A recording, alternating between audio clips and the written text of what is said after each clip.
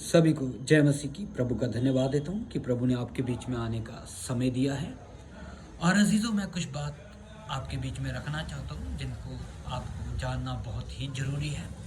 कुछ दिन पहले पंजाब में बगेश्वर धाम वाले बाबा जी आए थे और अमृतसर में वो उतरे थे और अमृतसर से उतरकर वो हरमंदिर साहब की ओर गए थे, गोल्डन टेम्पल की तरफ। और वहाँ पर कुछ लोगों ने उनसे पूछा और वो व्यक्ति, वो बगेश्वर धाम वाला बाबा जी बोलता है कि मैं ईसाइयों को, जहाँ हालेलुया वालों को क्या कर दूंगा, जड़ से ख़त्म कर दूंगा, इनका नामो निशान मिटा दूंगा।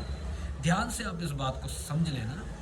और कुछ ये वीडियो किन के लिए, खास ईसाइयों के लिए बन रहा है। मेरा ये मैसेज हर एक ईसाई को पहुंचना चाहिए। और आप सबसे बेनती है, कृपया कर जिनको ये अच्छा ना लगे, कृपया मत देखिए इस वीडियो को, पहले सुन लीजिए मैं बोल क्या रहा हूँ। मैं बात कर रहा हूँ ईसाइयों की। ईसाइयों ने बहुत जगह पर धरने लगा दिए, उसके खिलाफ कंप्लेंट की, उसके खिलाफ है ना वारंट दिया। तो मैं उन ईसाइयों से साफ बात करता हूँ। एक तरफ आप गीत गाते हो, चुपचाप खड़े रहो, यहोवा के नजात के काम देखो, फिर वो गाने भी क्यों गाते हो? अब क्यों गाते हो वो गाने? हमारी लड़ाई हमारा परमेश्वर लड़ेगा।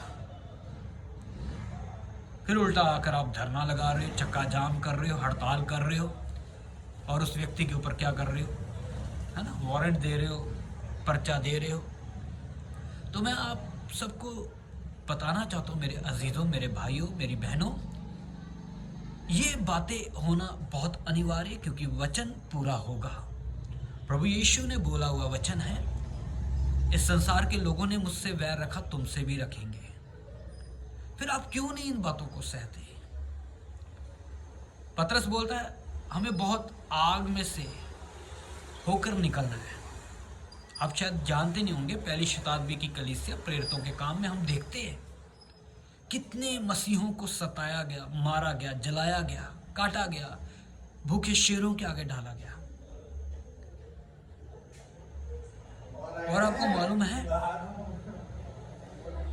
मालूम है ये बात कि पौलुस के समय एक राजा था जिसका नाम न्यूरो राजा था।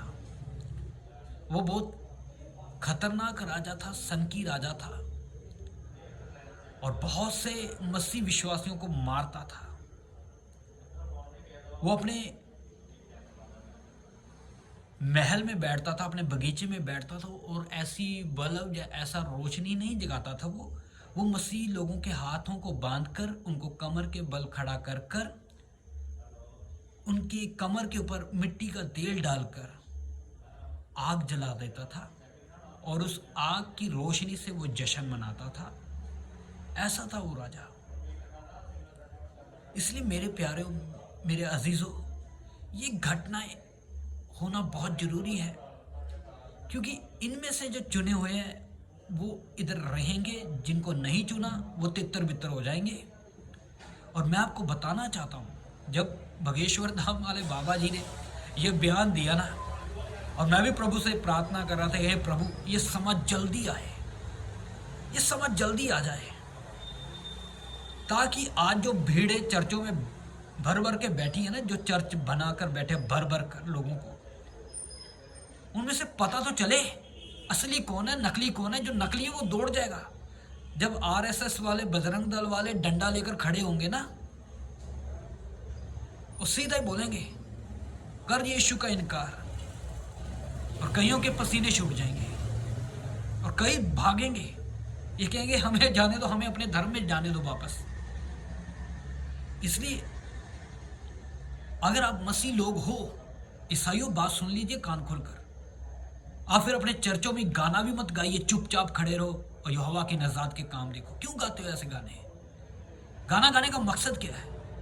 फिर आप चुपचाप रहिए ना। आपके खिलाफ कोई भी कुछ बोले, आपका विरोध करे, आंदोलन करे, कुछ भी करे, आपके खिलाफ बोले, यीशु के खिलाफ बोले, कुछ भी बोले, आप चुप रहिए। आप क्यों ज्यादा शोर शराबा करते हो? क्यों दुनिया को परेशान कर रहे हो? ये तो वचन पूरा होगा, इसको कोई रोक नहीं सकता। उसका लिखा हुआ वचन पूरा होगा। आकाश बदल जाएगा, पृथ्वी बदल जाएगी, लेकिन उसका वचन कभी नहीं बदलेगा।